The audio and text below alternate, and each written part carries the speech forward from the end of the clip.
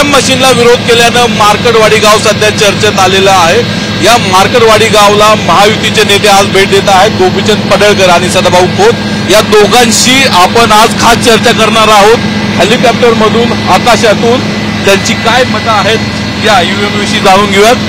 पडळकर साहेब, तुम्ही मार्कडवाडीला जाताय, काय तुमची भूमिका असणार आहे, काय गावकऱ्यांना तुम्ही सांगणार आहे, आणि सगळ्यात महत्त्वाचं म्हणजे हा विषय निवडणूक आयोग आणि काँग्रेस किंवा विरोधकांचा आहे, तुम्ही आयोगाच्या वतीने का बाजू मांडताय?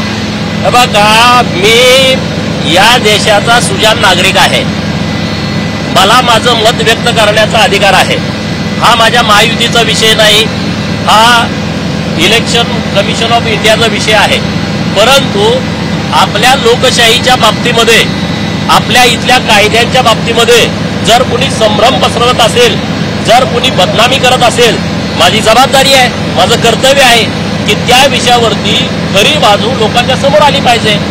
त्यामुळं मी या देशाचा नागरिक असल्याच्या कारणानं आणि जे चुकीच्या पद्धतीनं महाराष्ट्रामध्ये सांगितलं जातंय, देशामध्ये अशा पद्धतीच्या बातम्या पसरवल्या जात आहेत, त्याच्याविषयीचं माझं स्वतःचं मत मी व्यक्त केलं पाहिजे। आणि ते करण्यासाठी आणि त्या गावातल्या लोकांचं मत जाणून घेण्यासाठी मी आणि सदाभाऊ चाललोय मार्कडवाडीला।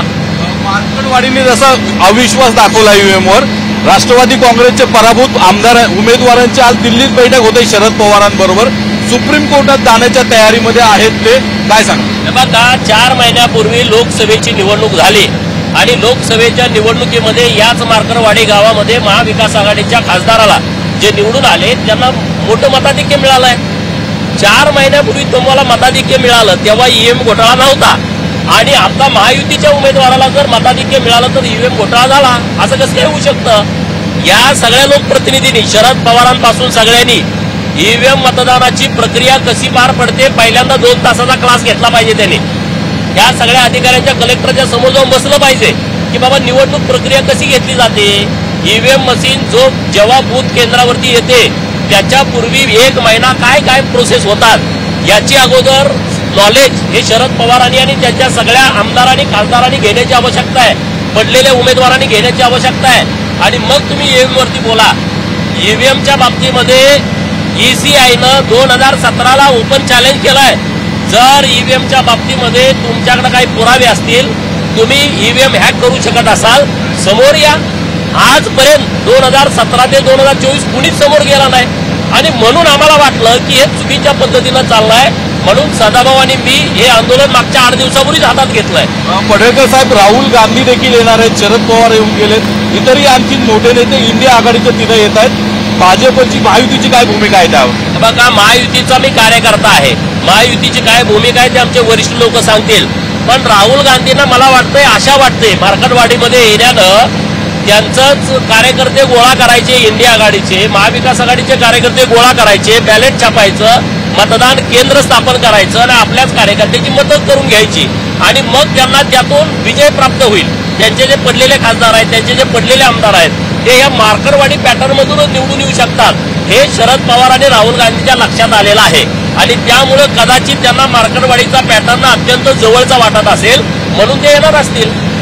सदाभाऊ, तुम्ही पण देखील आज जात आहात मार्कडवाडीला, तुमची काय भूमिका मांडणार आहात त्या ग्रामस्थांच्या समोर, आणि हा जो लढा आहे महाविकास आघाडीचा, त्याला तुमचा विरोध असं सतत राहणार आहे का? काय आहे की जिथं जिथं चुकीच्या गोष्टी मांडल्या जातात तिथे तिथं गोपीचंद पडळकर आणि मी असतो, आणि जिथं अन्याय होतो तिथं आम्ही छतीचा कोट करतो। आज ईव्हीएम मशीनवरती, तंत्रज्ञानावरती अन्याय व्हायला लागलेले, आणि ती ईव्हीएम मशीन प्रमाणे काय विचार, पण त्याला बोलायला येत नाही, त्याला चालायला येत नाही। आता त्याच्यासाठी कुणी तर धावून गेलं पाहिजे, आणि मग आमच्या लक्षात आलं की याच्यावर अन्याय करायला पवारसाहेबही मैदानात उतरलेले आहेत, आणि म्हणून आम्ही ठरवलं की नव्या तंत्रज्ञानाला जे विरोध करत आहेत ते खऱ्या अर्थानं देशाच्या प्रगतीला अडथळा आणत आहेत, आणि म्हणून आम्ही निघालो। पवार साहेबांनी बारामतीला विज्ञान केंद्र स्थापन केलेलं आहे। अरे ते विज्ञान केंद्र कशाला स्थापन केलं? बंद करा ना। जर तुम्ही संशोधन काही करणार नसाल तर निवड केंद्राचा पैसा आणता का? तर बंद करा। मग दोघांना पण एक प्रश्न आहे, राम सातपुते जे तिथले माजी आमदार आहेत ते सातत्याने म्हणतात की रणजित सिंह निंबाळकर या सगळ्याचे मास्टर माइंड आहेत, त्यांच्यावर कारवाई करा. तर त्या विषयावरती आता आम्ही जाऊन भेटतोय राम सातपुते साहेबांना, त्यांचं काय म्हणणं आहे आणि त्याच्यावरती आम्ही भूमिका घेऊ स्ट्रॉंगली. तुम्ही काय सांगाल? रणजित सिंह निंबाळकर या सर्व प्रकरणाचे मास्टर माइंड आहेत असं म्हणतात. कारण प्रस्थापित तेच या राज्याचे सूत्रधार राहिलेले आहेत आणि अशी 200 घराणे आहेत ते विस्थापितांना राजकारणामध्ये स्थिर स्थावर होऊ देत नाहीत. विस्थापित जर राजकारणामध्ये आले तर त्यांच्या मागे सुकल काष्ट लावण्याचं काम या प्रस्थापितानं वर्षानुवर्ष केलेलं आहे. पण देवाभाऊ नावाचा एक पृथ्वी तलावरती त्यांचा बाप अवतरला आणि त्यामुळं खऱ्या अर्थानं विस्थापितांना बळ आलं आणि प्रस्थापितांचं गड किंवा वाड आता ढासळायला लागलेले. महाविकास आघाडीनं मतदानाचा प्रयत्न केला. माझे मार्केटवाडी ग्रामस्थांनी सुप्रीम कोर्टात जाणार आहेत, राहुल गांधी यात्राही काढणार आहे. तुमचाही त्यांच्या विरोधात सतत संघर्ष राहील. आम्ही कुणाच्या विरोधामध्ये नाही, आम्ही सत्याच्या बाजूने आहोत. आणि मला वाटतं की पूल बांधू नका, नावाड्याचा व्यवसाय बुडेल आणि म्हणून पूल बांधायचं थांबायचं का? मग जर यांना पुराणातला काळ जर आवडत असेल तर मग पुराणा काळामध्ये देवदेवतांनी केलेली युद्ध यांना मान्य नाही, प्रभू रामचंद्रांचा युद्ध यांना मान्य नाही. म्हणजे तुम्ही पुराण काळही मान्य नाही आणि नवं तंत्रज्ञानही तुम्हाला मान्य नाही. उद्या तुम्ही म्हणतेला बैलगाडीनं आपण यात्रेला जाऊया, बैलगाडीनं आपण लग्नाला जाऊया. अरे चालेल कसं? हे नवं तंत्रज्ञान आहे, स्वीकारलं पाहिजे. मला दोघांना एक शेवटचा प्रश्न, दोन्ही बाजूनी असं आव्हान प्रति आव्हान दिलं जात आहे की बॅलेट पेपरवर मतदान एकदा निवडणूक घेऊन पहा. हा देश कायद्यानं चालतो. ईव्हीएम वर मतदान करण्याचा कायदा संसदेमध्ये काँग्रेसनं केलेला आहे. एका बाजूला तुम्ही घटना हातामध्ये घेता, संविधान हातामध्ये घेता आणि शपथ घेता आणि त्याच संविधानाच्या माध्यमातून तयार झालेला कायदा मात्र तुम्ही पायदळी तुडवता. म्हणजे याचा अर्थ तुम्हाला संविधान सुद्धा मान्य नाहीये, कायदा मान्य नाहीये, तुम्हीच लोकशाहीचा खून करत आहे. तुम्ही काय सांगाल? दोन्ही बाजूनी ईव्हीएम बॅलेट पेपरवर मतदान घ्यावं असं आव्हान दिलं जातं. बघा, शरद पवारांची जी भूमिका राहिलेली आहे ती हुकुमशाही प्रवृत्तीची राहिलेली आहे. मी जे करल तेच महाराष्ट्रामध्ये घडलं पाहिजे, मी जे बोलल तसंच महाराष्ट्रानं चाललं पाहिजे. आता काळ बदललाय, आता तुमचं महाराष्ट्रामध्ये चालत नाही, लोकांनी तुम्हाला हद्दपार केलेला आहे. आणि बॅलेटवरती निवडणुका घ्यायच्या का न घ्यायचा हा काही तुमचा आणि आमचा विषय आहे का? तुम्ही कायदा पारित केलेला आहे. आता तर तुमची तयारी असेल, तुम्ही विधानसभेत निवडून आला. अहो, मी तर निवडून आलोय, 40,000 मताच्या फरकानं निवडून आलोय.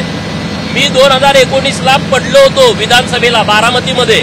मग तेव्हा काय ईव्हीएम घोटाळा झाला होता का? मी भाजपचा कॅन्डिडेट होतो, माझं डिपॉझिट जप्त झालं होतं, 30,000 मतं मला फक्त मिळाली होती. जर बीजेपी ईव्हीएमचा घोटाळा करते, माझ्यासारख्या कार्यकर्त्याचं डिपॉझिट जप्त होऊ देईल का? हे सगळा थोतांडपणा सुरू आहे, खोटं बोलायचं सुरू आहे. महाराष्ट्राची दिशाभूल करण्याचा प्रयत्न पवारांसारख्या नेत्याकडून होतोय, हे खरं तर दुर्दैवी बाब आहे. धन्यवाद. हे होते सदाभाऊ खोत आणि गोपीचंद पडळकर. हवाई हेलिकॉप्टरमधनं आकाशातून त्यांनी मार्कडवाडीच्या विषयावर विशेष संवाद साम टीव्हीशी साधलेला आहे. ईव्हीएम विषयी महाविकास आघाडी वातावरण दूषित करण्याचा प्रयत्न करत आहे असं या दोघांचंही म्हणणं आहे. कॅमेरामन सुमित भोसलेसह नितीन पाटणकर, साम टीव्ही न्यूज, मार्कडवाडी.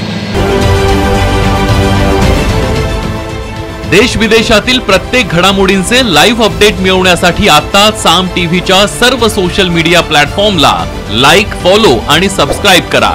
तसंच सर्व नोटिफिकेशनसाठी बेल आयकॉन प्रेस करायला विसरू नका.